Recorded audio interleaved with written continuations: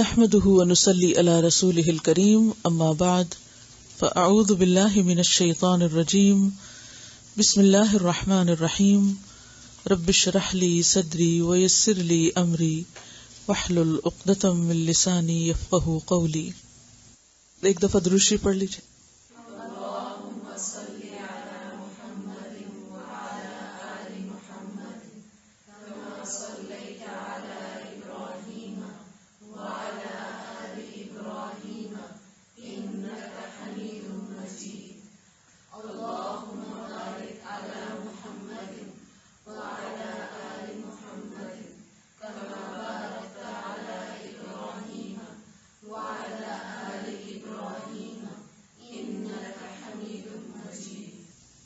حسن اخلاق کی دعا پڑھیے.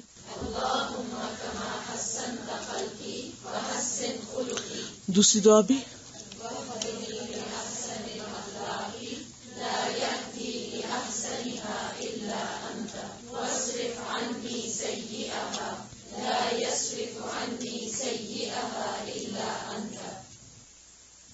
المسؤولیہ، ذمہ داری.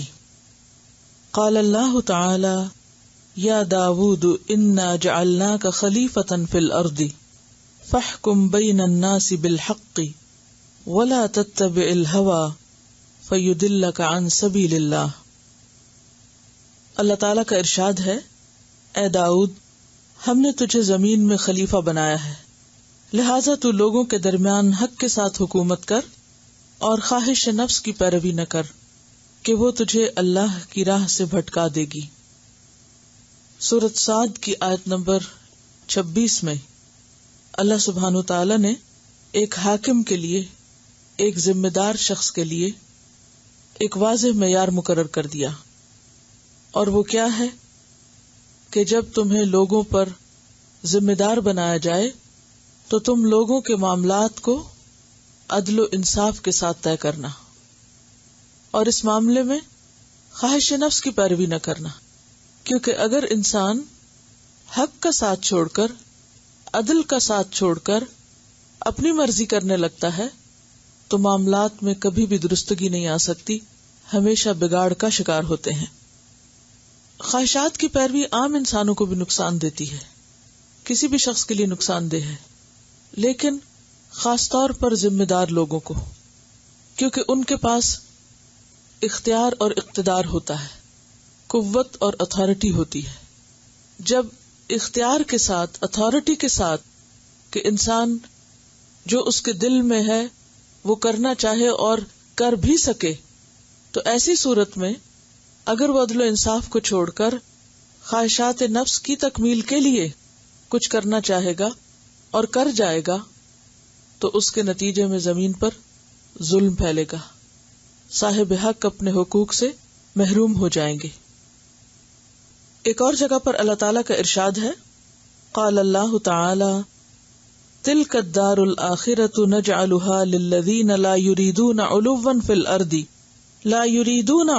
فی الارض ولا فسادا والعاقبۃ للمتقین. اللہ تعالیٰ کا ارشاد ہے کہ وہ آخرت کا گھر تو ہم ان لوگوں کے لیے مخصوص کر دیں گے جو زمین میں اپنی بڑائی نہیں چاہتے اور نہ فساد کرنا چاہتے ہیں، اور انجام کی بھلائی متقین ہی کے لیے ہے.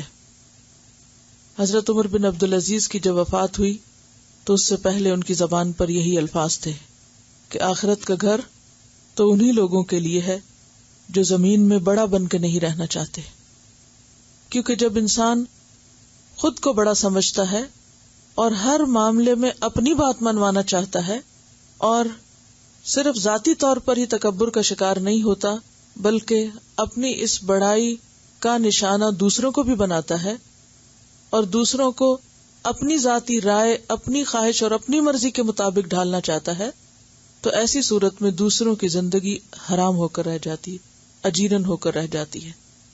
تو آخرت کا گھر جنت اللہ کے ان بندوں کے لیے ہے جو اس زمین پر اللہ کا بندہ بن کر رہیں، کیونکہ اللہ نے بندوں کو عبادت کے لیے پیدا کیا، بندہ بن کر رہنے کے لیے پیدا کیا. اور بندہ بننے کا مطلب کیا ہے کہ اپنے آپ کو اللہ کی مرضی کے تابع کیا جائے. اور اگر اللہ بندوں پر کوئی اختیار اور اقتدار دے تو ان کو بھی اپنا غلام نہ بنایا جائے بلکہ اللہ ہی کا بندہ بنایا جائے، اللہ ہی کی مرضی کے تابع کیا جائے۔ اور جب بھی کوئی چیز عدل سے ہٹتی ہے، راہ راست سے ہٹتی ہے، تو لازمی طور پر فساد کا شکار ہوتی ہے۔ ایسے لوگ جو اپنی باتیں منوانا چاہیں وہ دراصل زمین میں فساد کے مرتکب ہوتے ہیں، اور یہ امر تقوی کے خلاف ہے، کیونکہ انجام کی بھلائی متقین ہی کے لیے، والعاقبۃ للمتقین۔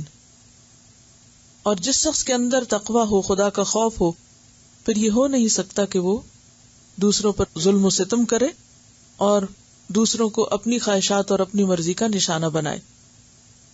حدیث ہے، ان ابی بردۃ قال اخبرنی جدی ابو بردۃ ان ابیہ ابی موسیٰ الاشعری رضی اللہ عنہ قال قال النبی صلی اللہ علیہ وسلم الخازن الامین الذی یؤدی ما امر به طیب نفسہ احد المتصدقین، رواہ البخاری۔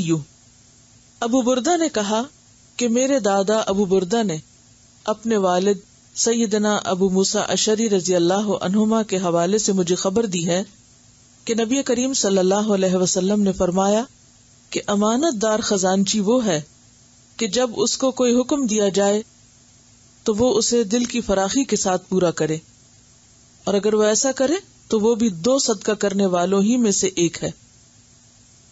چونکہ بعض ذمہ داری کی ہو رہی تھی تو ذمہ داریوں میں انسان پر کچھ ذمہ داریاں تو اس کی اپنی ذات، اپنے گھر والوں، اپنے خاندان والوں اور اپنے عزیز و اقربا کی ہو سکتی ہیں، اور اس کے بعد پھر مخصوص ذمہ داریاں ہو سکتی ہیں جس میں حکومت کی ذمہ داری یا بیت المال کی ذمہ داری ہے۔ تو یہاں بیت المال کی ذمہ داری کے بارے میں بات کی جا رہی ہے کہ وہ شخص جس کے حوالے مسلمانوں کا مال ہو اور پھر وہ اس کو امانت کے ساتھ جمع کرے اور اچھے طریقے سے خرچ کرے تو اس کو اتنا ہی اجر ملتا ہے گویا کہ وہ اپنے مال میں سے کچھ اللہ کے راستے میں صدقہ کر رہا ہے۔ اس حدیث کو ہم دیکھتے ہیں کہ حضرت ابو موسیٰ اشعری نبی صلی اللہ علیہ وسلم سے روایت کرتے ہیں۔ ابو موسیٰ اشعری کے بارے میں آپ کچھ جانتے ہیں؟ کوئی ایک بات ان کی خاص خوبی یا کوئی چیز جو معلوم ہو؟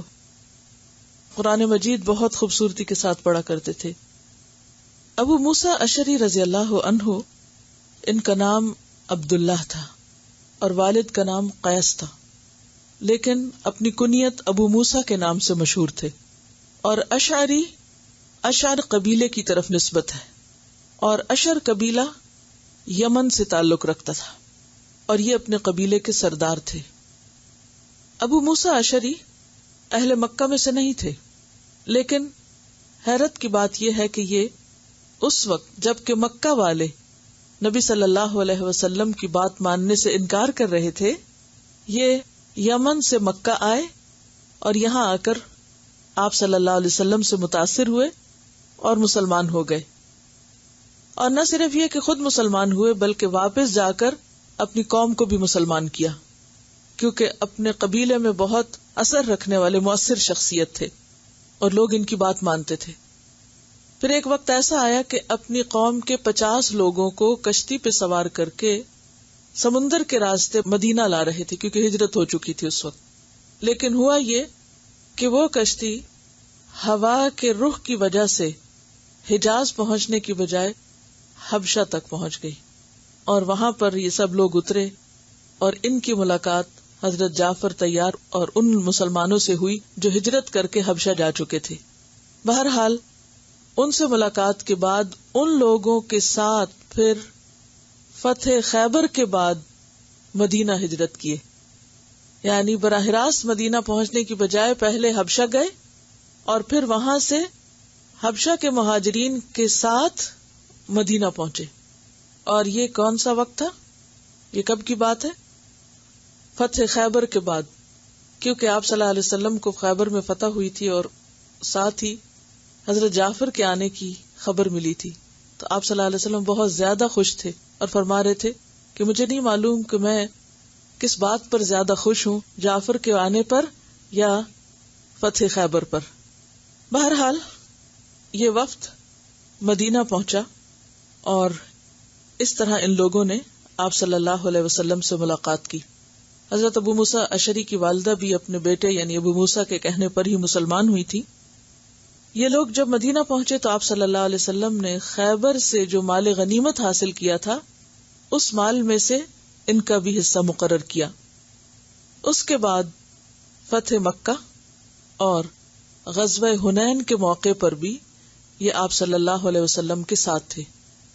یعنی اب یہ مدینہ والوں میں سے ہو گئے اور وہاں سے یہ آپ کے ساتھ مختلف جنگوں پر ساتھ جاتے رہے.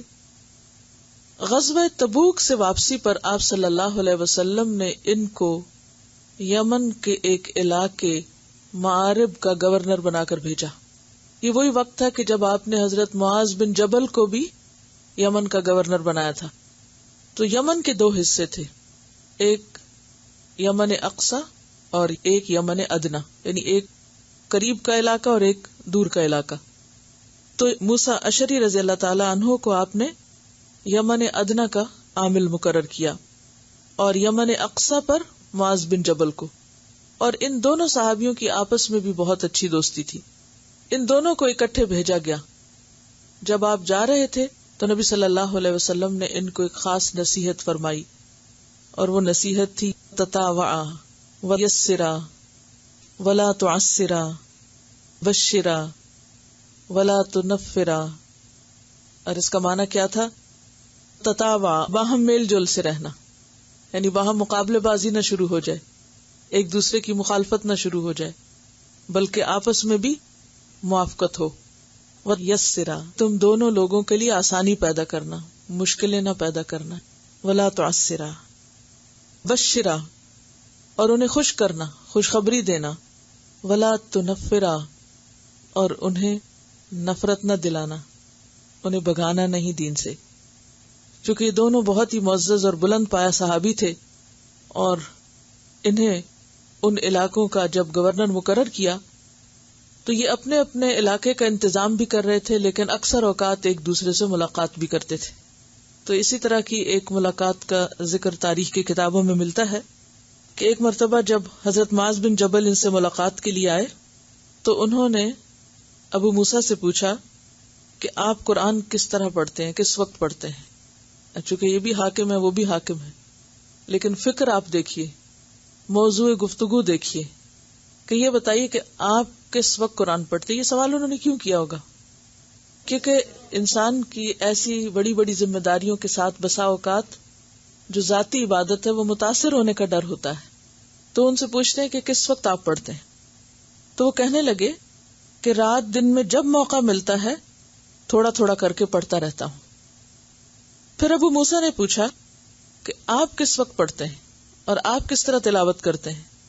تو حضرت معاذ بن جبل نے کہا کہ رات کو ایک نیند سو کر اٹھ بیٹھتا ہوں اور اس وقت خدا کو جس قدر منظور ہوتا ہے پڑھ لیتا ہوں. یعنی میں رات کو تلاوت کرتا ہوں، یعنی اپنی نیند قربان کر کے. کیونکہ بعض اوقات ہم دنیا کے کاموں میں اتنے مصروف ہوتے ہیں کہ پھر اس کے بعد ہم سوچتے ہیں کہ خدمت خلق بھی تو بہت بڑی نیکی ہے، تو اب مزید قرآن پڑھنے کی کیا ضرورت ہے. یہ تو ذاتی عبادت ہے، اس سے اچھا ہے کہ ہم دوسروں کی خدمت میں لگے رہیں. لیکن یہاں آپ دیکھیے کہ لوگوں کی خدمت اپنی جگہ، مگر اللہ سے تعلق اور عبادت اپنی جگہ.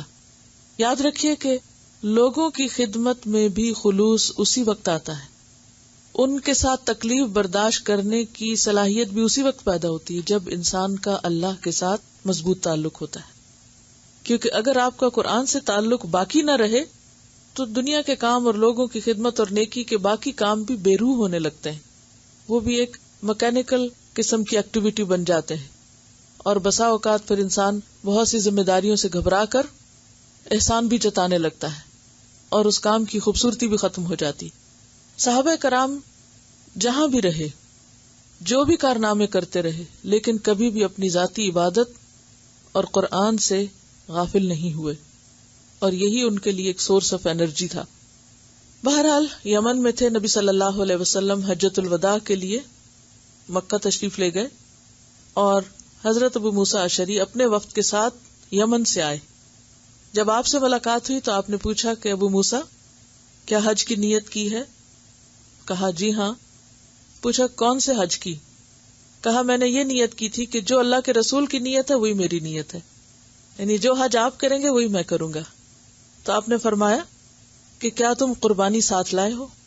تو انہوں نے کہا کہ نہیں۔ فرمایا پھر طواف اور سعی کر کے احرام کھول دو، اس لیے کہ حج قران کی صورت میں قربانی ساتھ لانا ضروری ہے، کیونکہ آپ نے حج قران کی نیت کی تھی۔ تو اس طرح ابو موسیٰ اشعری نے پھر حج تمتع کیا۔ حضرت عمر رضی اللہ تعالیٰ عنہ کے دور میں، یعنی اب آپ کی وفات کے بعد حضرت عمر کا دور ہے، ہر طرف فتوحات ہو رہی ہیں، مختلف علاقوں میں اسلامی لشکر جا رہے ہیں۔ تو انہوں نے یمن کی گورنری سے استعفیٰ دیا اور اس فوج میں شریک ہوئے جو سعد بن ابی وقاص کے زیر نگرانی عراق اور ایران کی طرف جا رہی تھی۔ اس لشکر کے ایک سپاہی بن گئے اور ان کے ساتھ بہت سی مہمات میں شریک رہے، اور پھر نصیبین کا علاقہ آپ کی زیر قیادت فتح ہوا۔ اب آپ دیکھیے کہ ہمارے ہاں تو اگر کسی کو ایک دفعہ کوئی امارت، کوئی سرداری، کوئی کرسی مل جائے تو پھر اس کے بعد اللہ ہی ہے جو اس کو وہاں سے ہٹائے، لیکن یہاں آپ دیکھیے کہ دین کی خدمت کا جذبہ کیسا ہے کہ ایک علاقے کے گورنر ہیں اور وہ کام چھوڑ کر وہ چل پڑتے ہیں، کس لیے؟ جہاد فی سبیل اللہ کے لیے۔ بہرحال انہی کی قیادت میں خوزستان اور نہاوند فتح ہوا، اور نہاوند کی فتح کو فتح الفتوح کہا جاتا ہے۔ پھر انہیں حضرت عمر کی طرف سے بصرہ کا والی مقرر کیا گیا، اور بصرہ میں انہوں نے بہترین انتظام کیا۔ پہلی مرتبہ اینٹ اور گارے کے گھر انہی کے دور میں بنے، اور صرف یہ گورنر نہیں تھے وہاں کے، بلکہ معلم بھی تھے، لوگوں کو قرآن سکھاتے تھے، اور انہوں نے اپنے 300 حفاظ کی لسٹ حضرت عمر کو بھیجی تھی۔ انہوں نے اپنے علاقے میں 300 لوگوں کے قرآن حفظ کا بندوبست کیا۔ 22 ہجری میں اصفہان بھی فتح کیا۔ بصرہ میں پانی کی تکلیف تھی، دجلہ سے 6 میل لمبی ایک نہر کھدوائی اور اہل شہر کو پانی مہیا کیا۔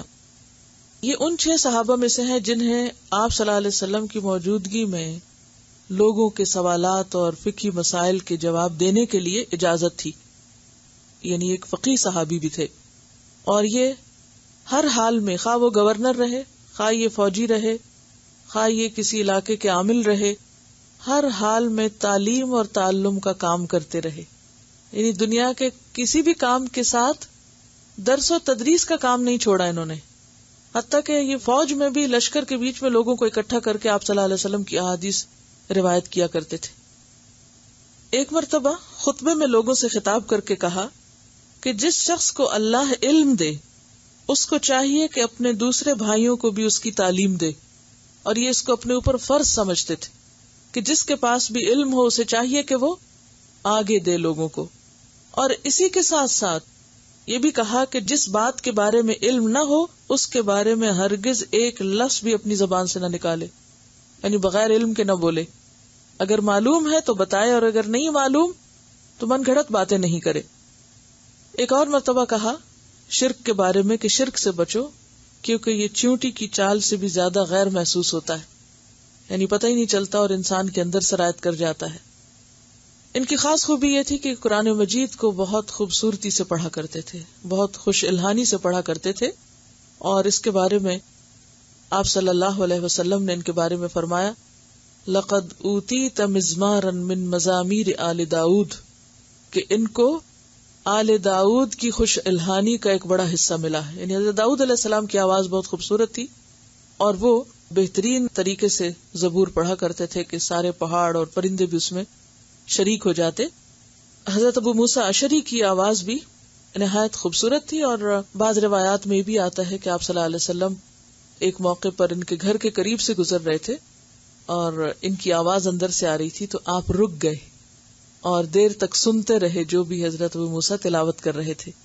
بعد میں جب حضرت ابو موسیٰ کو پتہ چلا تو انہوں نے کہا کہ آپ نے مجھے بتایا کیوں نہیں، میں آپ کو اور زیادہ خوبصورت طریقے سے سناتا، یعنی میں اور بھی اچھی طرح پڑھتا اگر مجھے یہ پتا ہوتا کہ آپ سننا چاہ رہے ہیں۔ بہرحال یعنی یہ ایک گورنر اور ایک جرنیل ہونے کے علاوہ بہترین معلم قرآن ہونے کے اعتبار سے بھی بہت معروف ہیں۔ حضرت ابو موسیٰ اشعری نے ایک مرتبہ حضرت انس بن مالک کو حضرت عمر کے پاس بھیجا، کسی کام سے بھیجا گیا. انہوں نے پوچھا کہ ابو موسیٰ کا کیا حال ہے؟ کہا کہ لوگوں کو قرآن پڑھاتے ہیں. یعنی اگرچہ ہمیشہ قرآن کے ساتھ ساتھ اور کام بھی کیے انہوں نے، لیکن ان کی خاص پہچان کیا تھی؟ یہ نہیں کہ یہ گورنر تھے یا جرنیل تھے، کیا تھی؟ قرآن پڑھاتے ہیں. اس کو وہ اپنے لیے زیادہ اعزاز کی بات سمجھتے. آج اگر کسی کے پاس یہ دونوں کام ہو تو وہ اپنے آپ کو کس کام سے پہچانا جانا زیادہ پسند کرے گا؟ وہ اپنے نام کے ساتھ معلم لگائے گا یا گورنر جنرل لگائے گا؟ اس لیے کہ ہماری ترجیح دنیا ہو گئی ہے نا، ہماری پرائرٹی اور ہمارے لیے عزت کا مقام دنیاوی عہدے ہو گئے. لیکن صحابہ کرام اور ہم میں فرق یہی ہے کہ ان کے نزدیک آخرت زیادہ اہم تھی اور ان کے لیے معلم ہونا زیادہ عزت کی بات تھی بنسبت اس کے کہ وہ کسی فوج کے جرنیل ہوں. بہرحال یہاں پر آپ دیکھیے کہ حضرت عمر جب یہ سنتے ہیں کہ وہ قرآن پڑھا رہے ہیں اور قرآن پڑھاتے ہیں تو کہنے لگے وہ ایک بلند مرتبہ آدمی ہیں، مگر یہ بات ان کے سامنے نہ کہنا جا کے کہ عمر آپ کے بارے میں یہ کہہ رہے ہیں. قرآن کے علاوہ احادیث کی روایت میں بھی ان کا ایک بڑا حصہ ہے، اور کوفہ میں ان کا مستقل درس کا حلقہ ہوتا تھا، یعنی ریگولر بیسس پر حدیث نریٹ کیا کرتے تھے. اور ان کی مرویات کی تعداد 360 ہے، جس میں سے 50 متفق علیہ روایتیں ہیں. وہ کون سی ہوتی ہیں؟ جو بخاری اور مسلم دونوں نے نریٹ کی ہیں. اور اسی طرح ان کے شاگردوں کی تعداد بھی بے شمار ہے. بہت نرم دل تھے، اکثر خود بھی روتے اور دوسروں کو بھی رلاتے. ایک مرتبہ خطبے میں کہا کہ لوگوں رویا کرو، ورنہ رونی صورت ہی بنا لیا کرو، اگر رونا نہ آئے تو رلانے کی خود کو کوشش کیا کرو. اور پھر یہ بات روایت کی، کیونکہ دوزخی اس قدر روئیں گے کہ آنسو خشک ہو جائیں گے، پھر خون کے آنسو روئیں گے. آنسو کی فراوانی کا یہ حال ہوگا کہ اگر اس میں کشتیاں چلائی جائیں تو بہہ نکلے. اب دیکھیے کہ جہنم میں جانے والوں کو اس قدر حسرت اور غم اور دکھ اور تکلیف ہوگی، کیونکہ انسان روتا کب ہے؟ جب کوئی درد ہوتی. روتا کب ہے؟ جب کوئی دکھ ہوتا ہے. روتا کب ہے؟ جب کوئی بے عزتی ہوتی. تو جہنم میں بے عزتی بھی ہے، دکھ بھی ہے، غم بھی ہے، تکلیف بھی ہے. تو پھر صرف عام رونا تو نہیں ہوگا، یہاں تک آتا کہ وہ رونے کی وجہ سے چہرے چھل جائیں گے، یعنی ان آنسوؤں کے قطرے اس قدر بہیں گے کہ باقاعدہ ان کے نشان بن جائیں گے. تعلیم اور تدریس کے علاوہ نفل روزے بھی رکھا کرتے تھے، قربانی کیا کرتے تھے، اور قربانی اپنے ہاتھ سے کرتے.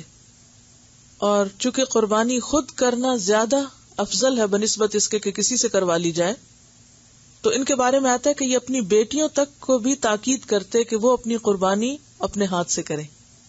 یعنی سنت کے معاملے میں اس قدر شیدائی تھے کسی بھی سنت کی پیروی کرنے کے. مختلف صوبوں کے رئیس رہے، حاکم رہے، لیکن کبھی بھی سادگی میں کمی نہیں آئی. کسی بھی طرح کی امارت ان کو ملی، لیکن کبھی بھی اس کی وجہ سے ان کے اندر دنیا داری نہیں آئی. حکومت ملنے اور اس سے پہلے کے حالات میں کوئی فرق نہیں ہوتا تھا. جیسے پہلے رہتے تھے ویسے ہی بعد میں رہتے تھے. آپ صلی اللہ علیہ وسلم نے دعا کی ان کے سامنے، یا اللہ عبداللہ بن قیس کی خطائیں بخش دے اور قیامت کے دن جنت میں اس کو باعزت داخل کر. یہ خاص دعا ہے جو ان کے لیے آپ صلی اللہ علیہ وسلم نے کی. بہرحال یہ حدیث بھی انہی سے روایت ہے کہ جو امانت دار خزانچی ہے وہ اگر خوشی سے اپنا کام کرتا ہے، اپنی ذمہ داری پوری کرتا ہے، تو اس ذمہ داری کو پورا کرنے کا اجر اور ثواب اس کو ایسا ہی ہے گویا اپنی جیب سے مال خرچ کر رہا ہے. کیا سیکھا حضرت ابو موسیٰ اشعری کے حالات سے؟ سادگی کو نہیں چھوڑا، علم کو ترجیح دی، قرآن سے مسلسل تعلق رکھا، یعنی حکومت کی مشغولیات اور مصروفیات میں پڑھ کر بھی اپنی عبادت سے غافل نہیں ہوئے. عہدہ چھوڑ کر، گورنری چھوڑ کر ایک عام سپاہی کی حیثیت سے لشکر میں شریک ہوئے، لیکن چونکہ صلاحیت تھی تو پھر آگے قائد بنا دیے گئے، اور پھر ان کی زیر نگرانی اللہ تعالیٰ نے کئی علاقے فتح کروائے. اب یہ جو ان کا اعزاز ہے کہ نصیبین اور نہاون اور خوزستان اور اصفہان، یہ سارے علاقے ان کے ہاتھوں فتح ہوئے. اب اگر یہ کہتے کہ جی میں تو جو کر رہا ہوں وہی ٹھیک ہے، اور مجھے اللہ کے رسول نے اپوائنٹ کیا یہاں پر کیونکہ آپ نے گورنر بنا کے بھیجا تھا ان کو، اور یہ میرے اپنے لوگ ہیں کیونکہ ان کا اپنا ہی علاقہ تھا، اپنے وطن میں واپس بھیجے گئے تھے، تو یہ جو سعادتیں حاصل ہوئی یہ تو نہ ہوتی.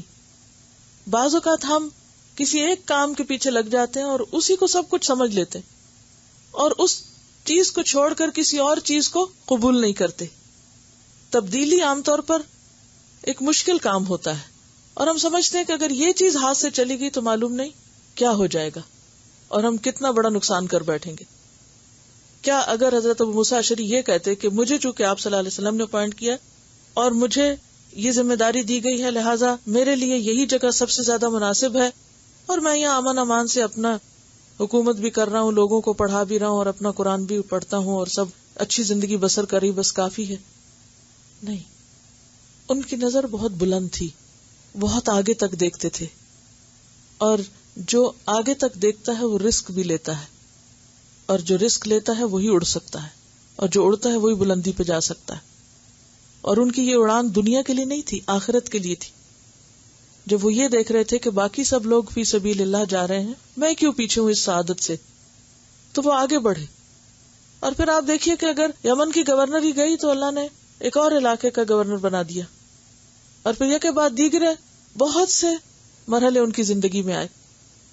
بہت بڑے فقیہ بھی تھے، لوگ ان سے دین کے بارے میں مسئلے مسائل بھی پوچھا کرتے تھے، سنت پر عمل کرنے کے بہت شوقین تھے، اور نہ صرف یہ کہ خود کرتے بلکہ اہل و عیال کو بھی کرنے کی تلقین کرتے. اچھی قرات اور اچھی آواز بہرحال دل کے اوپر جس طرح اثر کرتی ہے وہ اللہ کی خاص نعمت ہے جن کو اللہ تعالیٰ عطا کرے. تب ابو موسیٰ اشعری انہی میں سے تھے.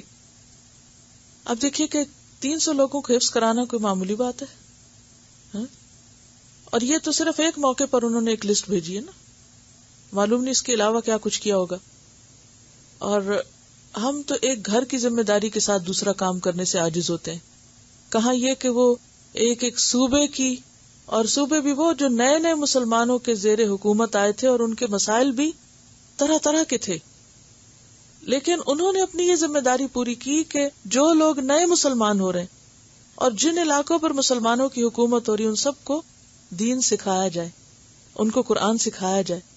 اور یہی وجہ ہے کہ جو علاقے صحابہ کرام کے ہاتھوں سے فتح ہوئے ان سب علاقوں کی زبان آج بھی عربی ہے، خواہ وہ مصر ہو اور خواہ وہ عراق کا علاقہ ہو یا شام اور فلسطین کا علاقہ ہو. ان علاقوں میں زیادہ تر جو لوگ ہیں وہ ابھی تک اسی زبان اور اسی طریقے پر قائم رہے، خواہ اس میں اخلاقی طور پر جو بھی فرق آیا، لیکن آغاز کہاں سے ہوا تھا؟ انہی لوگوں کے ہاتھوں سے ہوا تھا. یعنی آپ کہیں پر بھی ہوں، کچھ بھی کر رہے ہوں، لیکن قرآن سے ایک خاص تعلق جو ہے وہ بہت ضروری. میں دیکھتی ہوں کہ صحابہ کرام میں سے کسی ایک کو بھی پڑھنا شروع کریں تو آپ حیرت میں گم ہو جاتے. ایک ایک شخص ان میں سے چنا ہوا ہے. چنا کیسے جاتا ہے کوئی امتحان کے بعد؟ جیسے ایک ممتحن ہوتا ہے نا، پیپر بناتا ہے نا جب، تو پیپر کا ایک حصہ ایسا ہوتا ہے جو یہ چیز ذہن میں رکھ کے بنائی جاتی ہے کہ اس کو سب کر سکتے ہیں، آسان. پھر اس کا ایک حصہ ہوتا ہے کہ جس کو کچھ لوگ کر سکتے ہیں اور کچھ نہیں کر سکتے، اور ایک حصہ مشکل بھی ہوتا ہے اس میں جو صرف وہ کر سکتے ہیں جو واقعی حقیقی محنت کرنے والے ہوں. اسی طرح اللہ تعالیٰ کچھ چیزیں ایسی رکھتا ہے بندوں میں کہ جو ساری کر لیتے.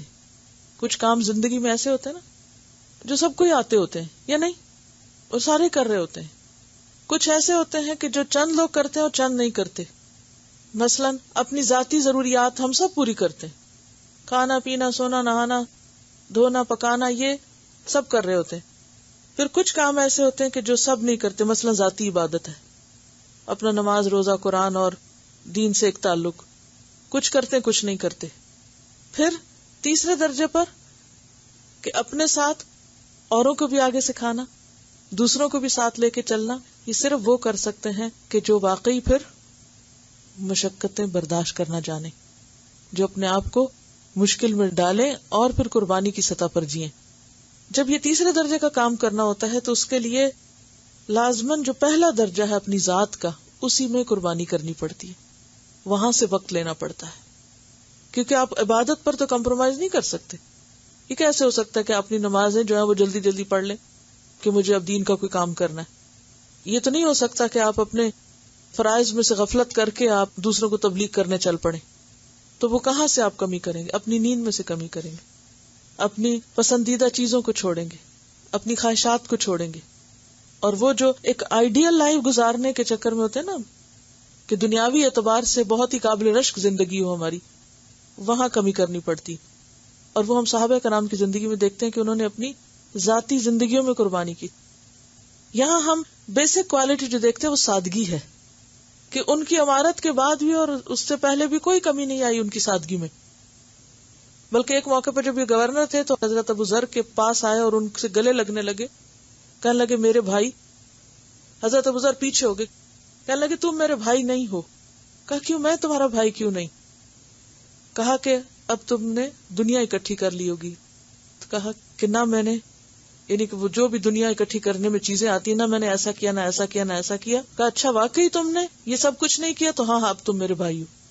کیونکہ ان کے ذہن میں یہ گمان پیدا ہو گیا کہ اب تو یہ بہت بڑے عہدے پر ہیں اور انہوں نے دنیا سمیٹنی شروع کر دی ہوگی. انہوں نے کہا کہ نہیں، میں نے کچھ نہیں سمیٹا. تو بات یہ ہے کہ یہ کام کیوں کر پاتے تھے؟ یہ اس لیے کہ ان کی جو ذاتی زندگی ہے اس کے اندر سادگی تھی. ہمارے وقت کا ایک بڑا حصہ کیوں چلا جاتا ہے بیکار چیزوں کو اٹھانے اور رکھنے میں، جو ہم نے اپنے اوپر بوجھ پالے ہوئے. مثلا اگر ہم اپنے گھروں کا ہی جائزہ لیں، کتنی بے شمار چیزیں ایسی ہوں گی جن کو ہم کبھی بھی یوز نہیں کرتے ہوں گے، لیکن ان کی صفائی ہمیں ہر 8ویں دن ضرور کرنی پڑتی ہوگی، یا کبھی 6 مہینے میں، کبھی سال میں. کیا یہ ہمارا وقت نہیں لیتی؟ وہ چیزیں جو ہمارے کسی بھی کام کی نہیں، کیوں اپنے سر پہ بوجھ بنا کے رکھا ہوا؟ کیوں نہیں ہم ان سے چھٹکارا حاصل کرتے؟ آخر قبر میں لے جائیں گے، ہم کہاں لے کے جانا ہے ہمیں؟ لیکن ہمارا دل ہی نہیں مانتا. یہ ہماری یہ یادگار ہے، یہ وہ یادگار ہے، یہ فلاں ہے، یہ فلاں ہے. اور اس میں آپ دیکھیے کہ یہ صرف صحابہ کرام نے، آج کے دور میں بھی جو لوگ کام کرنے والے ہیں وہ اپنے ذہن کو، وہ اپنے گھر کو اور وہ اپنے مال و متاع کو چھانٹ پٹک کے رکھتے ہیں، ڈی جنکنگ کرتے رہتے ہیں. یہ کیوں ہر روز گراج سیل لگتی؟ کیوں لگتی؟ سب گراج سیل اس لیے نہیں لگاتے کہ انہوں نے کچھ اور خریدنا ہوتا. ٹھیک ہے، کچھ ایسے بھی ہوں گے کہ جو نئی چیزوں کے شوق میں پرانی نکال دیتے ہوں گے، لیکن بہت سے ایسے بھی ہیں کہ جو صرف اپنے آپ کو ہلکا کرنے کے لیے، اپنے اوپر سے بوجھ ہٹانے کے لیے. اور یہ صرف یہ نہیں کہ گھر کی چیزیں، آپ سب جیسے آپ پڑھ رہے ہیں نا، فضول فالتو قسم کے کاغذ، اچھا یہ کبھی پھر پڑھ لیں گے، اور یہ پھر کبھی کر لیں گے. تو بہت سی چیزیں ردی کاغذ ہی ہم اکٹھے کرتے چلے جاتے ہیں. مجھے یاد ہے کہ جب میں نے پی ایچ ڈی کی تھی، بلا مبالغہ یہاں سے لے کر یہاں تک فائلز ہوں گے جو میں نے اپنے ہاتھوں سے چلائے. کیونکہ پہلے تو میں لکھ لکھ کے رکھتی گئی کہ شاید کسی وقت ضرورت پڑے گی. پھر جب میں نے سب کام ختم کر لیا، تھیسس سبمٹ کرا، گھر آ کے سب کو آگ لگائی. اور اس میں مجھے بس صرف افسوس ہے کہ میرے والد کے خط، ڈاکٹر حمید اللہ کے خط، وہ غلطی سے بیچ میں جل گئے. ڈاکٹر حمید اللہ کا نام آپ نے سنا، انہوں نے پرسنلی مجھے خط لکھے تھے. میں کچھ چیزیں ان سے پوچھنا تھی اپنے تھیسس کے سلسلے میں، اور میرے والد سے جو میں خط و کتابت کرتی رہتی تھی. لیکن یہ ہے کہ سب سے چھٹکارا، ایک تو وجہ یہ تھی کہ اب اس کی ضرورت نہیں ہے، دوسری وجہ یہ بھی تھی کہ مجھے موو کرنا تھا وہاں سے. جب انسان ایک جگہ سے دوسری جگہ موو کرتا ہے نا، تو پھر بہت سا سامان اٹھا کے ساتھ نہیں چل سکتا. صحابہ کرام کی زندگی میں آپ دیکھتے ہیں مسلسل موومنٹ ہے. کوئی آپ کو نہیں ملے گا کہ جو مدینہ میں رہا اور پھر وہ مدینہ میں ہی رہتا رہا. اب آپ دیکھیے کہ یہ مسلمان ہوئے، یمن گئے، یمن سے وہ کشتی حبشہ لے گئی، وہاں سے مدینہ آئے، مدینہ سے پھر یمن گئے، یمن سے پھر اٹھ کے بصرہ چلے گئے، پھر اس کے بعد معلوم نہیں کن کن علاقوں کو فتح کیا، پھر وہاں سے واپس مدینہ آ گئے. یعنی مسلسل ایک ہسل بسل ہے. اور اسی طرح جتنے بھی آپ کو دین کی خدمت کرنے والے لوگ ملیں گے، خود حضرت ابراہیم علیہ السلام کی زندگی آپ دیکھیں، یہ آج کے 4000 سال پہلے کہاں کہاں تک ٹریول کر رہے ہیں، اور اس میں اللہ تعالیٰ نے ان کو کہاں کہاں تک جانے کا حکم دیا. اور وہ سفر 40 راتوں پر مشتمل صرف 1 وے جرنیز تھی. یہ کہتی ہیں کہ گراج سیل کے بارے میں غلط فہمی دور کر دوں کہ ان میں سے بہت سے لوگ گراج سیل کر کے پیسے چیریٹی میں دیتے ہیں. وہ سب کچھ جو ہم نے اکٹھا کیا ہوا اگر صحابہ کرام نے نہیں کیا تھا تو ان کی زندگی گزری ہے نہیں، اور ہم سے زیادہ آئیڈیل زندگی تھی جو نسلوں کے لیے اپنے آثار چھوڑ گئے. وترکنا علیہ فی الآخرین. اگلی حدیث ہے عن ابن عمر رضی اللہ عنہما عن النبی صلی اللہ علیہ وسلم قال کلکم راع وکلکم مسئول عن رعیتہ والامیر راع والرجل راع علی اہل بیتہ والمرأة راعیة علی بیت زوجها وولدہ فکلکم راع وکلکم مسئول عن رعیتہ. رواہ البخاری. سیدنا ابن عمر رضی اللہ عنہ سے روایت ہے کہ نبی کریم صلی اللہ علیہ وسلم نے فرمایا تم میں سے ہر ایک نگران ہے اور اس سے اس کے ماتحتوں سے متعلق سوال ہوگا. پس امیر نگران ہے اور آدمی اپنے گھر والوں پر نگران ہے اور عورت اپنے شوہر کے گھر اور بچوں پر نگران ہے اور تم میں سے ہر ایک نگران ہے اور اس سے اس کی رعیت کے بارے میں سوال کیا جائے گا. لفظی ترجمہ دیکھ لیتے ہیں. کلکم ہر ایک تم میں سے راعن نگران ہے وکلکم اور ہر ایک تم میں سے مسئول پوچھا جانے والا ہے. مفعول کے وزن پر مسئول. ان رعیتہ ہی اس کی رعایا کے بارے میں اس کے ماتحت لوگوں کے بارے میں. والامیر اور امیر راعن نگران ہے ذمہ دار ہے. والامیر راعن اور امیر بھی نگران ہے. والرجل اور آدمی راعن نگران ہے علی اہل بیتہ اپنے گھر والوں پر یعنی باپ یا شوہر جتنے بھی گھر میں افراد ہیں ان سب کا نگران ہے. والمرأۃ اور عورت راعیۃ وہ بھی نگران ہے علی بیت زوجہا اپنے شوہر کے گھر پر یعنی گھر میں جو کچھ ساز و سامان ہر چیز ہے. وولدہ اور اپنی اولاد پر بھی نگران ہے. فکلکم راعن تو ہر ایک تم میں سے نگران ہے.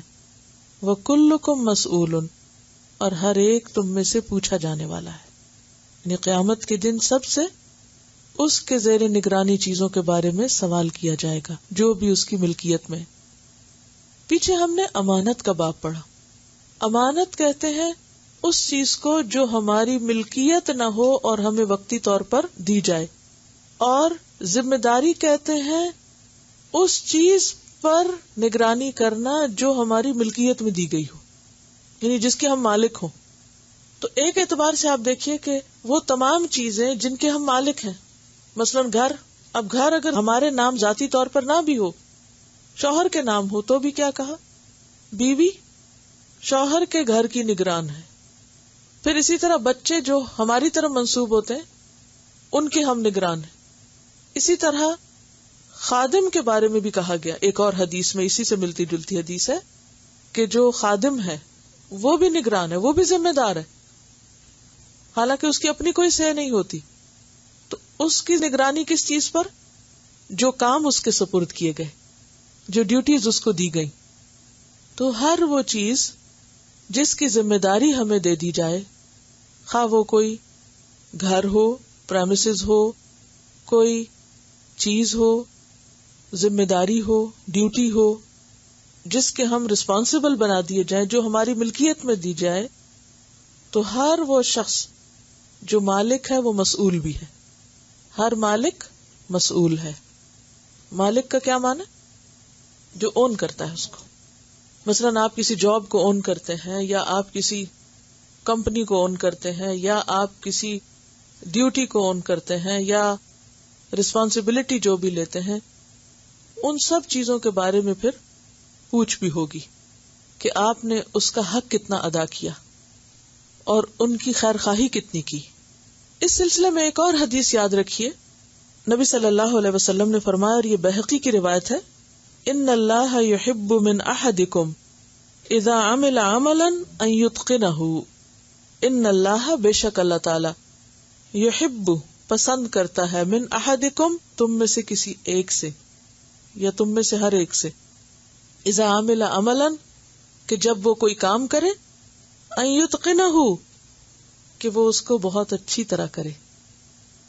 یعنی اللہ تعالیٰ کو کیا پسند ہے کہ انسان جو کام بھی کرے اس کو نہایت احسن طریقے سے کرے. عملاً نکرہ ہے, یعنی کوئی بھی کام جو بھی اس کو کرنے کے لیے دیا گیا ہو. مثلاً کون کون سے کام ہو سکتے ہیں, جو کسی کے بھی کرنے کے حصے میں آتے ہیں. مثلاً بحیثیت طالب علم سیکھنے کا کام، بحیثیت استاد سکھانے کا کام، اور صفائی کا کام، بچوں کی پرورش اور تربیت کا کام، اور بحیثیت ایک شہری کے جو ہماری ذمہ داریاں عائد ہوتی ہیں ہم پر. اور بیسیکلی تو پیرنٹس کی ذمہ داری ہے کہ اولاد کو دیکھیں، لیکن اگر پیرنٹس بیمار ہوں یا بوڑھے ہوں تو پھر بچوں کی ذمہ داری ہو جاتی ہے کہ وہ ان کو دیکھیں. یعنی اگر کسی کے بوڑھے پیرنٹس یا بیمار پیرنٹس اس کے حصے میں آئے ہیں کہ وہ ان کو لک آفٹر کرے، تو ان کی ساری ضروریات کا خیال کرنا بھی پھر ذمہ داری ہو جاتی ہے، جبکہ اور کوئی اس ذمہ داری کو پورا کرنے والا نہ ہو. اسی طرح انسان کوئی بھی پیشہ جو اختیار کرے، مثلاً اگر ڈاکٹر ہے تو اپنے پیشے میں آنےسٹ ہو، جو اس کی ذمہ داری بنتی ہے علاج کے اعتبار سے اس کو ادا کرنے والا ہو. اسی طرح اگر کوئی تاجر ہے یا کوئی معلم ہے یا کوئی کاریگر ہے، کوئی بھی ہے، تو جس کے پاس جو بھی کوئی کام ہو، کیونکہ اللہ سبحانہ و تعالیٰ نے جس طرح رزق تقسیم کیے ہیں اسی طرح صلاحیتیں بھی تقسیم کی ہیں، اسی طرح ڈیوٹیز بھی تقسیم کی ہیں. مثلاً ایک تو میجر تقسیم اللہ نے کی مرد اور عورت کی. تمام انسانوں میں سے ان کو دو طرح سے بنایا، جوڑے میں مرد اور عورت کے اعتبار سے. کچھ ذمہ داریاں اللہ نے مردوں پہ ڈالی اور کچھ ذمہ داریاں اللہ نے عورت پہ ڈالی. اب عورت سے یہ نہیں پوچھا جائے گا کہ اس نے مرد کی ذمہ داریاں کیوں نہیں نبھائی. جو ڈیوٹیز، جو ذمہ داریاں شوہر کی ہیں وہ شوہر کی ہیں. مثلا اگر ایک عورت جاب نہیں کرتی، اللہ تعالیٰ کیا اس کی کوئی پوچھ نہیں ہوگی کہ اس نے جاب کیوں نہیں کی، یہ کام کیوں نہیں کیا. لیکن اگر اس نے اپنی بنیادی ذمہ داری نہیں نبھائی جو کہ اس کے گھر کی ذمہ داری ہے، تو اللہ کے ہاں اس کی پوچھ ہوگی. پھر اسی طرح اگر ایک مرد اپنی بنیادی ذمہ داری پوری نہیں کرتا تو اس کی پوچھ ہوگی کہ اس کے ذمہ ہے کہ اپنے گھر والوں کا خیال رکھے، ان کو کما کر لا کر دے، یا اور باقی جو اس کے اوپر ذمہ داریاں عائد ہوتی ہیں ان کو پروٹیکٹ کرنے کی، لک آفٹر کرنے کی، ان کی ضروریات پوری کرنے کی. ہاں یہ الگ بات ہے کہ ایکسیپشنل کیسز ہر جگہ پر ہوتے ہیں. نبی صلی اللہ علیہ وسلم اپنے گھر والوں کا ہاتھ بٹایا کرتے تھے.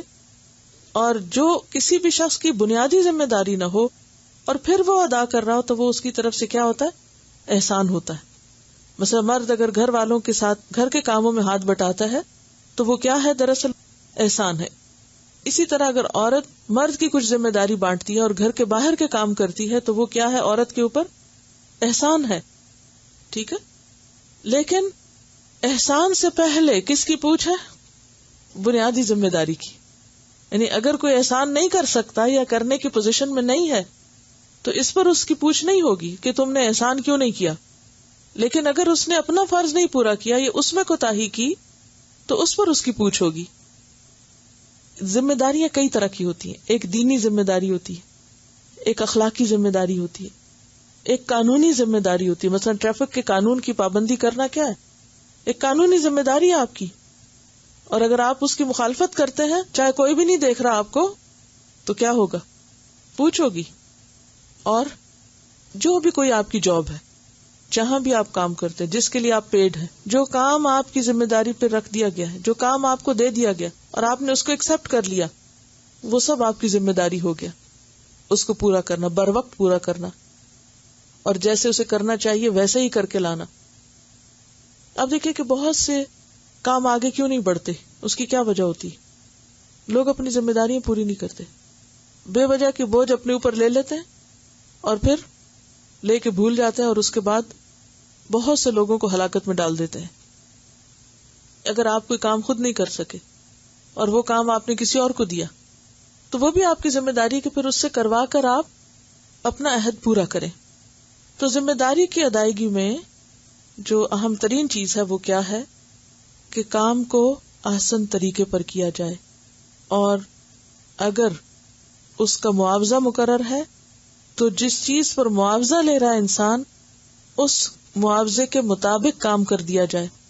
زیادہ کرے گا تو احسان ہے، لیکن کم کرے گا تو حق تلفی ہے. پھر اسی طرح اگر کوئی شخص کسی حکومت میں عہدہ دیا گیا ہے اور پھر وہ کام پورا نہیں کرتا تو اس کے بارے میں بھی حدیث ہے متفق علیہ ما من وال یلی رعیۃ من المسلمین وهو غاش لهم الا حرم اللہ علیہ الجنہ، متفق علیہ۔ جو شخص مسلمانوں کے اجتماعی معاملات کا ذمہ دار ہو، اجتماعی معاملات کیا ہوتے ہیں؟ یعنی حکومت کا یا کسی ادارے کی سربراہی کا، یا کسی بھی جگہ پر وہ کچھ لوگوں کے اوپر امیر بنا دیا گیا ہو اور وہ ان کے ساتھ خیانت کرے، دھوکہ کرے۔ غش کس کو کہتے ہیں؟ دھوکہ دہی کو۔ تو اللہ اس پر جنت حرام کر دے گا، یعنی ٹال مٹول سے کام لے اور ان کی چیزوں کا خیال نہ کرے۔ مثال کے طور پر آپ دیکھیے کہ جیسے کوئی ادارہ ہے، ادارے کا ایک سربراہ ہے، اس کی کچھ ڈیوٹیز ہیں۔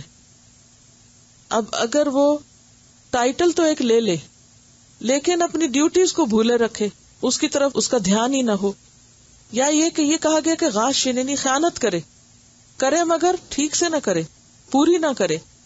اور یہ ضروری نہیں کہ صرف کوئی ادارہ ہو، کوئی بھی جگہ ہو، خواہ وہ کوئی چھوٹی سی جگہ ہو یا کوئی بڑی جگہ ہو۔ بعض اوقات ایسا ہوتا ہے نا کہ جیسے ایک کلاس کے گروپس بنا دیے جاتے، تو اب گروپ میں آپ کے تحت ہو سکتا ہے 10 لوگ ہوں، 15 لوگ ہوں۔ اب یہ 15 لوگ کیا کر رہے ہیں؟ پڑھ رہے ہیں یا نہیں پڑھ رہے؟ سیکھ رہے ہیں یا نہیں سیکھ رہے؟ کام کر رہے ہیں یا نہیں کر رہے؟ اور پھر یہ کہ جو ان کو سکھانا ہے اس کی پوری طرح پریپریشن کی جائے، اور جو بات پوچھی جائے اس کا صحیح جواب دیا جائے، صرف ٹال مٹول نہ کی جائے۔ تو یہ ساری چیزیں ذمہ داری کی ادائیگی میں آتی ہیں۔ اور صرف یہ نہیں کہ کلاس کے اندر، کہیں پر بھی، مثلا آپ کہیں پکنک پہ جا رہے ہیں اور آپ کے اوپر فوڈ کی ذمہ داری، اور آپ اس وقت جا کے کہیں سو جائیں، تو وہ جتنے لوگ بھوک کاٹیں گے یا پریشانی کریں گے وہ سب اخلاقی طور پر بھی آپ ذمہ دار ہیں، یا تو آپ ذمہ داری لیتے ہی نہیں۔ اور اگر آپ نے لی تو خواہ وہ دنیا کے کام کی ہو یا وہ دین کے کام کی ہو، خواہ وہ تعلیم کی ہو یا طب کی ہو، کچھ بھی ہو، اس کو پورا کرنا فریضہ ہے۔ کوئی بھی کمٹمنٹ کسی کے ساتھ اگر انسان کرتا ہے، مثلا کوئی آپ کو کہتا ہے کہ آپ یہ کام کر دیں، یہ لکھ لائیں، آپ کہتے ٹھیک ہے میں لکھ لاؤں گی۔ کب لکھ لیں؟ کل لے آؤں گی، اور کل یاد ہی نہیں، اور رکھ کے چھوڑ دیا، کہیں بھول گئے۔ تو اس میں یہ ہے کہ اگر کوئی ذمہ داری کوئی بھی کر رہا ہے تو وہ ایک فریضہ پوری کر رہا ہے۔ مثلا اگر کوئی چیز کسی کی بھی ذمہ داری ہے، اگر کوئی گروپ ہے یا کہیں بھی کوئی فوڈ کی ہے، کسی بھی چیز کی ہے، اب یہ ذمہ داری کیا ہے؟ اگر تو وہ فریضے کے درجے میں ہے تو فرض ادا کرنا تو کسی احسان میں آتا ہی نہیں، اور اگر وہ احسان کے درجے میں ہے کہ اس کا فریضہ نہیں، وہ اس پر پیڈ نہیں، وہ اللہ سے اجر کی توقع رکھتا ہے، تو یہ صدقے کے طور پر آتا ہے نا۔ یعنی کوئی بھی کسی کی مدد یا خدمت جس کا کوئی معاوضہ آپ بندوں سے نہیں لیتے، وہ ایک طرح سے کیا ہے آپ کے لیے؟ صدقہ ہے۔ تو قرآن پاک میں کیا آتا ہے؟ لا تبطلوا صدقاتکم بالمن والاذی، اپنے صدقے ضائع نہ کرو احسان جتا کر یا کسی کو دکھ دے کر۔ تو بات ہو رہی تھی اجتماعی معاملات میں خیانت۔ خیانت کا کیا مطلب ہے؟ کمی کرنا۔ اس میں ہم دیکھتے ہیں کہ جو ہمارے امت کے ایسے لوگ ہیں کہ جو ہم سب کے لیے ایک نمونہ ہے، ان کا طرز عمل اور ان کا طریقہ کیا تھا۔ مثلا حضرت عمر بن عبدالعزیز کے بارے میں آتا ہے کہ جب انہیں خلیفہ بنایا گیا تو پہلی خلافت کی رات جب وہ سونے کے لیے آئے تو ان کی نیند غائب ہو گئی، سو نہ سکے۔ تو ان کی بیوی فاطمہ نے کہا کہ یا امیر المؤمنین لا تنام، اے امیر المؤمنین تم سو گے نہیں؟ قال کیف انام، کہا کیسے سوؤں؟ وقد ولانی اللہ امر امت محمد صلی اللہ علیہ وسلم، اللہ نے میرے ذمے امت محمد کا کام سپرد کر دیا ہے۔ امر الضعیفی، کمزور کا معاملہ، امر المسکینی، مسکین کا معاملہ، امر الشیخ المسکین، بوڑھے مساکین کا معاملہ، والحرم والعجوزی، بوڑھوں اور بوڑھیوں کا معاملہ، والفقیری، فقیروں کا معاملہ۔ فبکت معہ، تو بیوی بھی ساتھ رونے لگی۔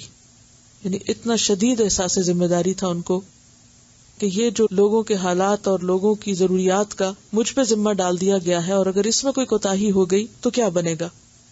اور اس میں ہم دیکھتے ہیں کہ ایک دن حضرت علی رضی اللہ تعالیٰ عنہ نے حضرت عمر کو دیکھا کہ چلچلاتی دھوپ میں مدینہ سے بھاگے جا رہے ہیں۔ یعنی اتنی سخت دھوپ ہے، اگر آپ مدینہ میں کبھی گرمیوں میں گئے ہوں تو آپ کو یاد ہوگا کہ کتنی شدید دھوپ ہوتی ہے نا، کہ کھڑے ہونا مشکل ہوتا ہے۔ تو بھاگتے جا رہے ہیں۔ حضرت علی نے پوچھا امیر المومنین آپ اس دھوپ میں کہاں جا رہے ہیں؟ فرمایا بیت المال کا ایک اونٹ کھو گیا ہے، اس کو ڈھونڈنے جا رہا ہوں۔ بیت المال کا ایک اونٹ کھو گیا، اس کو ڈھونڈنے جا رہا ہوں۔ یہ سن کے حضرت علی نے فرمایا آپ نے اپنے بعد آنے والوں کو تھکا دیا. یعنی آپ ایسی مثالیں قائم کر رہے ہیں کہ جو لوگ آپ کے بعد آئیں گے ان کو انہی طریقوں پر عمل کرنا ہوگا. آپ خود تو تھک رہے ہیں، اوروں کو بھی آپ نے تھکا دیا، کیونکہ اگر آپ خود اتنا کام کرتے ہیں تو دوسروں سے بھی پھر اسی طرح کی ڈیمانڈ کریں گے. خیانت کی بھی بات ہو رہی تھی کہ اس معاملے میں کتنے محتاط تھے. ایک مرتبہ بحرین سے مال غنیمت میں مشک اور عنبر آئے، خوشبو آئی. اس کو مسلمانوں میں تقسیم کرنے کے لیے ایسے آدمی کی تلاش تھی جو یہ کام اچھی طرح کر سکتا ہو، یعنی خوشبو کو مختلف باٹلز میں ڈالنا یا کنٹینرز میں، کہ جو صحیح طور پر اس کو کر سکے. حضرت عمر کی بیوی عاتکہ نے کہا کہ میں یہ کام کر سکتی ہوں. حضرت عمر نے فرمایا نہیں، میں تم سے یہ کام نہیں لوں گا، کیونکہ مجھے ڈر ہے تمہاری انگلیوں میں سے جو کچھ لگ جائے گا اسے تم اپنے جسم پہ لگا لو گی. اس طرح دوسرے مسلمانوں کے حصے سے زیادہ خوشبو میرے حصے میں آ جائے گی، اور یہ میں نہیں چاہتا کہ تم یہ کام نہ کرو، کیونکہ تمہاری انگلیوں کو خوشبو لگ جائے گی، اور تمہاری انگلیوں کو لگی ہوئی ظاہر بوتل میں واپس تو نہیں جا سکتی. اسی طرح حضرت حذیفہ بن یمان کو آپ صلی اللہ علیہ وسلم نے منافقین کے نام بتائے تھے جو انہوں نے کسی کو نہیں بتائے. کیوں؟ کیونکہ یہ بھی ایک ذمہ داری تھی نا، ان پر امانت تھی. تو اس کا بتانا کیا تھا؟ ایک نام بتانا، تھوڑی سی معلومات لیک آؤٹ کرنا. لیکن آج آپ دیکھیں کہ مجالس امانت ہوتی، مجلسوں میں باتیں ہوتی ہیں، وہ اٹھنے کے بعد ہم ہر ایک سے ڈسکس کرنے لگتے ہیں، خواہ ان کا کوئی کنسرن ہوتا ہے یا نہیں ہوتا، خواہ وہ اس معاملے سے براہ راست متعلق ہوتے ہیں یا نہیں ہوتے.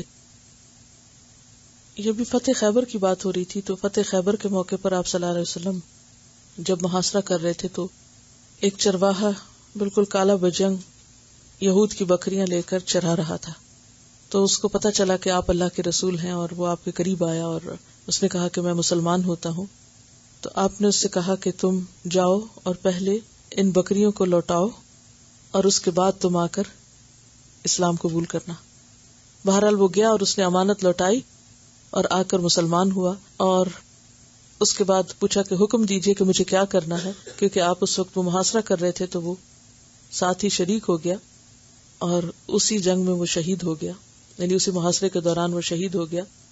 تو بات یہ ہے کہ اس نے کوئی نماز نہیں پڑھی، کوئی اور عبادت کے کام نہیں کیے، لیکن سب سے پہلی چیز جو اسے سکھائی گئی اور کی وہ یہ تھی کہ امانت لوٹاؤ. جو ذمہ داری تمہارے سپرد ہے ان بکریوں کی حفاظت، وہ ان کے مالکوں تک پہنچاؤ. تو خواہ وہ بکریاں دشمن کی کیوں نہ ہوں، اگر وہ مال غنیمت میں ہاتھ آتی ہیں تو اور بات ہے، لیکن جب تک وہ موقع نہیں آتا تو اس سے پہلے ہاتھ آیا مال واپس لوٹایا گیا کہ اس پر ہمارا حق نہیں ہے. اور اسی کا نام تقویٰ ہے. اس ہفتے کا ہوم ورک یہ ہے کہ ہم سب جائزہ لیں کہ ہماری دینی اور اخلاقی ذمہ داریاں کون سی ہیں، پھر ذاتی، خاندانی اور معاشرتی ذمہ داریاں کون کون سی ہیں، اور ہمیں ان کو کس طرح ادا کرنا ہے. یعنی اپنی ذات کی ذمہ داریاں ہمارے اوپر کیا ہیں، اور ہمارے خاندان کی کیا ہیں، اور ہمارے معاشرے کی جس میں نیبرز اور باقی سب آ جاتے ہیں وہ ذمہ داریاں کیا ہیں. اور اس کے علاوہ ہمارے اوپر کسی بھی کام کے اعتبار سے، کوئی بھی ہماری جو حیثیت ہے اس کے اعتبار سے ہماری ذمہ داری کیا ہے، کیونکہ ہر شخص پر اپنی ذات اور اپنے خاندان کے علاوہ دیگر ذمہ داریاں بھی ہوتی ہیں. اور پھر یہ کہ ان ذمہ داریوں کو ہم کس حد تک سمجھتے ہیں اور ان کی ادائیگی کے لیے کتنے کوشاں رہتے ہیں، کیونکہ اللہ تعالیٰ کوشش دیکھتا ہے. باقی کمی بیشی تو ہر انسان سے ہو جاتی ہے، لیکن ہر شخص یہ ضرور دیکھے کہ وہ کتنی کوشش کر رہا ہے کسی بھی کام کو کرنے میں. ٹھیک. سبحانک اللہم و بحمدک نشہد ان لا الہ الا انت نستغفرک و نتوب الیک. السلام علیکم و رحمۃ اللہ وبرکاتہ.